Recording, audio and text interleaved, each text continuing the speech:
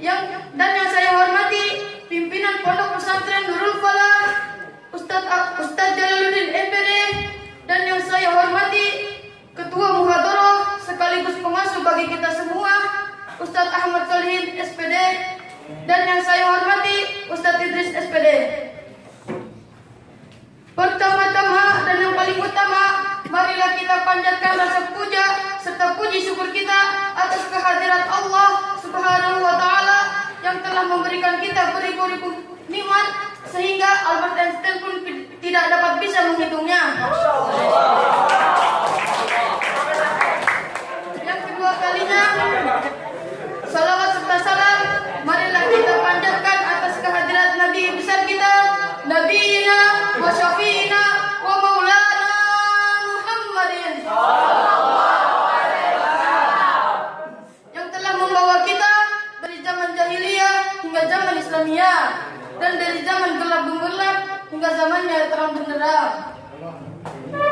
Baik, berdirinya saya di sini bukan seperti patung Liberty yang berdiri tanpa arti, tetapi berdirinya saya di sini untuk membawakan pidato yang insya Allah saya beri judul Hidup Bersama Al-Quran.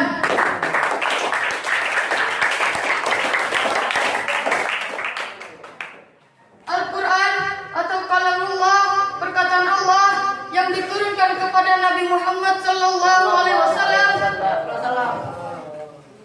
melalui perantara malaikat Jibril alaihissalam pada saat berusia 40 tahun di Jabal Nur, tepatnya di Gua Hira. Malaikat Jibril alaihissalam menurunkan wahyu ada berbagai macam caranya.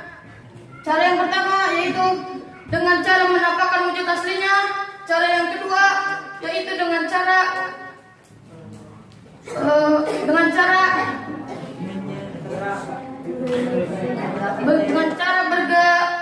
bergencing lonceng, dan cara yang ketiga yaitu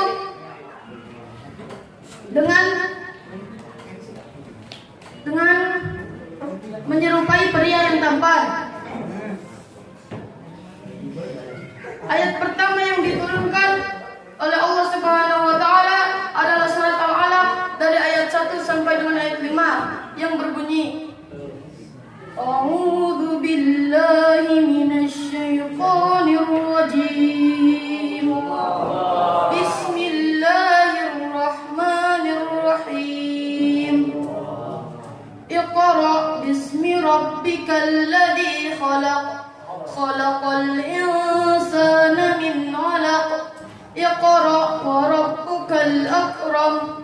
Alladzi 'allama bil qalam. 'Allamal insana ma lam ya'lam. Sadaqallahul azim. Hadirin yang saya hormati, Allah tidak hanya menurunkan satu kitab saja, tetapi Allah juga menurunkan 3 kitab yang lainnya, yaitu kitab Injil kepada Nabi Isa, kitab Taurat kepada Nabi Musa, dan kitab Zabur kepada Nabi Daud alaihimussalam. Kita sebagai umat muslim wajib bisa membaca Al-Quran karena Al-Quran adalah mukjizat yang diturunkan kepada Nabi Muhammad yang diberikan kepada Nabi Muhammad sallallahu alaihi wasallam. Akan tetapi lebih bagus lagi jika kita bisa menghafalnya. Cukup sekian pidato yang bisa saya sampaikan. Jika ada perkataan yang salah itu datangnya dari saya, dan jika ada perkataan yang benar itu datangnya dari Allah Subhanahu wa Ta'ala. Sebelum pamit, saya ada pantun sedikit. Jangan diminum. Adil pamit. Assalamualaikum. Wassalamualaikum warahmatullahi wabarakatuh. Warahmatullahi wabarakatuh. Yang saya hormati Ketua Yayasan Pondok Pesantren Nurul Falah yakni Kiai Haji Ahmad Rafiuddin Asage, dan saya hormati juga pimpinan Pondok Pesantren Nurul Falah yakni Ustadz Jalaluddin MPD, dan saya hormati juga pimpinan Muhadharah atau sekaligus pengasuh bagi kita semua yakni Ustadz Ahmad Solihin Asage, dan saya hormati juga Ustadz Idris SPD. Dan saya hormati juga asatidz saya tidak bisa saya sebutkan namanya satu persatu dan tidak mengurangi rasa yang saya bagi mereka. Dan saya cinta, ya, saya hormati juga teman-teman saya dan kakak-kakak saya yang saya cintai dan saya banggakan. Pertama dan yang paling utama, panjatkan puja serta puji kepada Allah Subhanahu Wa Taala yang telah hadir di acara kita kali ini, yang telah memberikan kita beribu-ribu nikmat, di antaranya nikmat iman, Islam dan ihsan. Salawat serta salam kita panjatkan kepada panutan besar kita, yakni Habibina wa Maulana Muhammad yang telah membawa kita dari zaman jahiliyah sampai zaman Islamiyah. Baik, berdirinya saya di sini akan membacakan pidato yang berjudul Musuh Islam dari Orang Munafik dan Pelaku Bid'ah.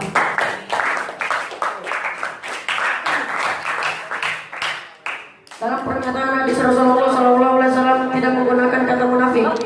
Namun bukan berarti orang munafik tidak dijadikan objek sasaran jihad. Karena Al-Quran eksplisit menyatakan bahwa orang munafik akan dijadikan objek sasaran jihad. Allah berfirman, Ya ayyuhan nabiyul jahidil kuffar wal munafikin, yang artinya, wahai Nabi, berjihadlah engkau melawan orang-orang munafik, orang-orang kafir, dan bersikap tegaslah engkau di hadapan mereka. Orang-orang munafik pada dasarnya objek yang harus melakukan jihad, dan mereka selalu mencari-cari alasan untuk tidak melakukannya. Dan mereka juga menyebabkan turunnya ayat 44 surat At-Taubah yang berbunyi, La yasta'dinukal ladina yu'minuna bil yaumil akhir, yang artinya orang-orang yang beriman kepada Allah dan pada hari kemudian, ia tidak akan meminta izin untuk tidak ikut berjihad dengan harta dan diri mereka. Dan Allah mengetahui orang-orang yang beriman kepadanya. Surat At-Taubah ayat 44. Sekian pidato dari saya. Wassalamualaikum warahmatullahi wabarakatuh. Assalamualaikum warahmatullahi wabarakatuh. Yang terhormat Ketua Yayasan Pondok Pesantren Nurul Falah Kiai Haji Ahmad Rafiuddin SAG, yang terhormat pimpinan Pondok Pesantren Nurul Falah Ustaz Jalaluddin MPD, yang terhormat bimbingan sekaligus pengasuh bagi kita semua, yakni Ustaz Ahmad Solihin SPD dan Ustaz Idris SPD, dan yang terhormat asatidz wal ustadzah, teman-teman dan kakak-kakak yang saya banggakan. Alhamdulillahirabbil alamin wa bihi nasta'inu ala umuri dunya waddin, wassalatu wassalamu ala asrofil anbiya'i wal mursalin wa ala alihi wa sahbihi ajmain, amma ba'du. Yang pertama-tama dan paling utama, marilah kita panjatkan puja dan puji syukur atas hadirat Allah Subhanahu wa Ta'ala yang telah memberi kita beribu-ribu nikmat. Contohnya nikmat iman, ihsan dan Islam. Salawat serta salam kita curahkan kepada baginda besar kita, Habibina wa Syafi'ina wa Maulana Muhammad. Baik, berdirinya saya di sini, saya akan membawakan pidato yang berjudul Larangan Berbuat Zina.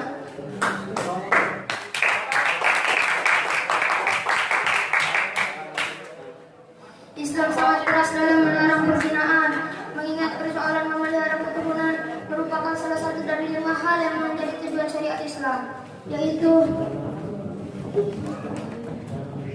memelihara agama, keturunan, akal, harta,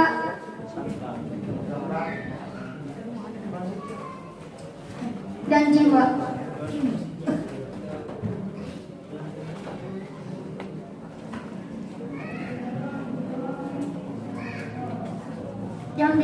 Yang dilarang oleh Islam bukan hanya berzina, tetapi mendekati zina, artinya mencakup segala hal yang menyebabkan atau mengarah pada perzinaan, seperti pergaulan bebas antar jenis, berduaan antara laki-laki dan perempuan di tempat yang sepi, merayu lawan jenis tanpa ada ikatan yang sah.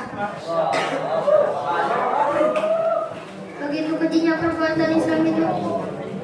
kejinya perbuatan zina itu menurut Islam, sampai-sampai Allah menegaskan bahwa yang pantas mengawini perempuan berzina hanyalah lelaki pezina. Menurut Imam Ibnu Hanbal, haram hukumnya bagi seorang mukmin mengawini perempuan berzina. Demikian pula seorang mukminah haram dikawini oleh lelaki berzina.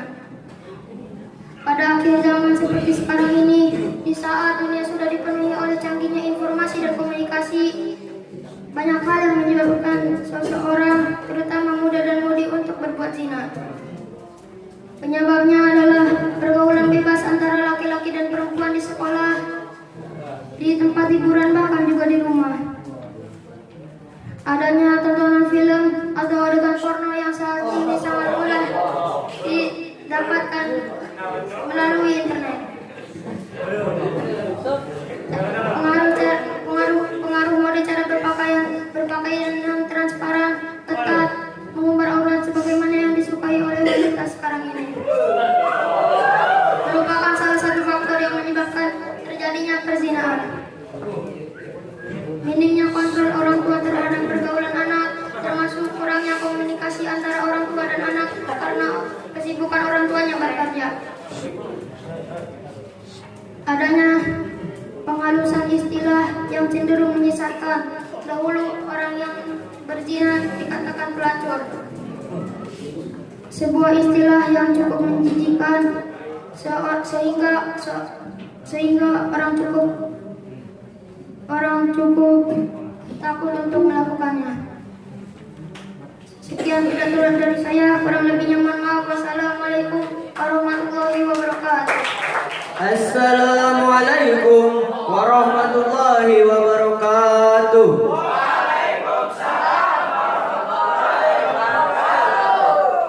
Yang terhormat Ketua Yayasan Pendidikan Pondok Pesantren Nurul Falah Kiai Haji Ahmad Rafiuddin SAG.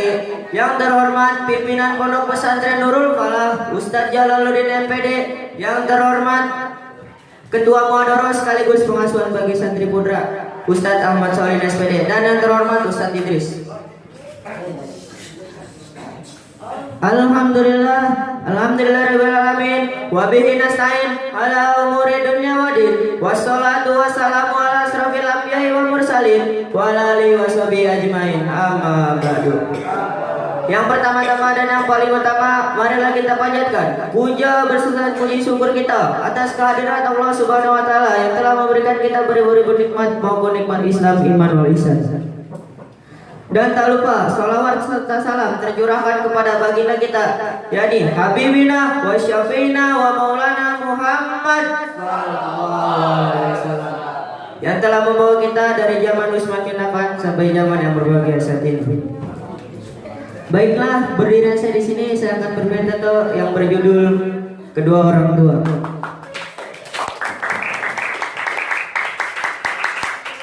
Dari sini kita belajar cara menghormati kedua orang tua dan menghargai kedua orang tua. Seperti kita masih kecil, orang tua selalu menyayangi kita.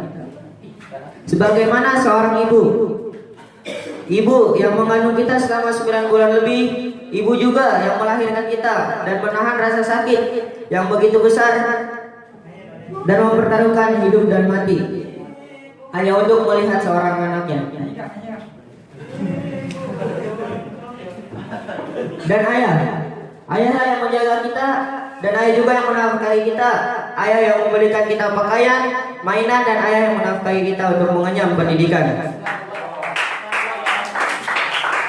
Dan janganlah kalian sesekali membantah atau melawan orang tua. Dan janganlah kalian sesekali menolak ketika disuruh orang tua.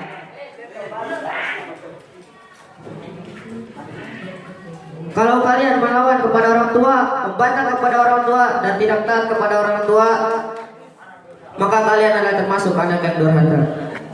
Maka ridhonya Allah terdapat kepada ridhonya orang tua, dan murkanya Allah terdapat kepada murkanya orang tua.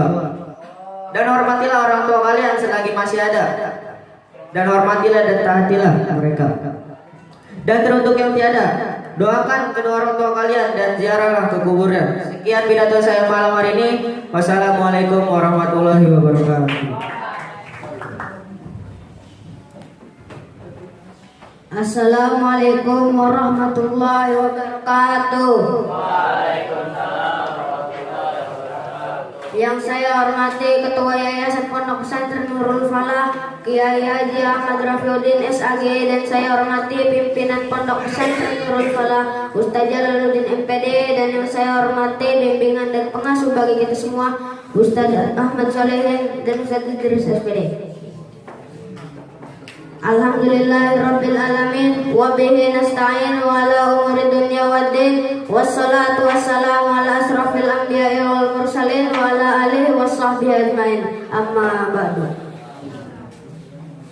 Yang pertama dan paling utama, marilah kita panjatkan puji dan puji syukur kepada Allah Subhanahu wa taala. Salawat serta salam marilah kita curahkan kepada baginda besar kita, yakni Nabi Muhammad sallallahu alaihi wasallam. Berdirinya saya di sini akan membawakan pidato tentang bagi orang yang suka memfitnah dan memeras keringat orang lain. Alhamdulillah wahdahu la syarikalah wassalatu wassalamu ala nabiyina Muhammad wa ala alihi washabbihi ajmain. Amma ba'du. Perumpamaan yang Allah perlihatkan kepada Nabi banyak sekali, dan kini Nabi melihat gambaran tentang segolongan kaum yang sedang dengan kuku yang panjang dan tajam yang mencakar bukan sendiri, di mana kukunya itu ditetes dengan timah yang terbuat dari neraka. Nabi pun bertanya pada malaikat Jibril, siapakah mereka itu ya Jibril? Lantas malaikat Jibril pun menjawabnya, mereka adalah dari golongan kamu ya Muhammad yang kerjanya suka memfitnah dan memeras keringat orang lain, yaitu orang-orang yang suka memperkerjakan orang lain tapi memberikan upahnya tidak sesuai pekerjaan itu. Mereka mengambil keuntungan dari jerih payah orang lain. Maka orang seperti ini yang dinamakan orang yang sangat baik, yang di akhirat nanti mukanya akan dicakar dan kukunya sendiri yang terbuat dari api neraka, yang dari neraka jahanam, tembaga merah panas dari neraka jahanam. Sekian saja pidato dari saya, kurang lebihnya mohon maaf. Assalamualaikum warahmatullahi wabarakatuh.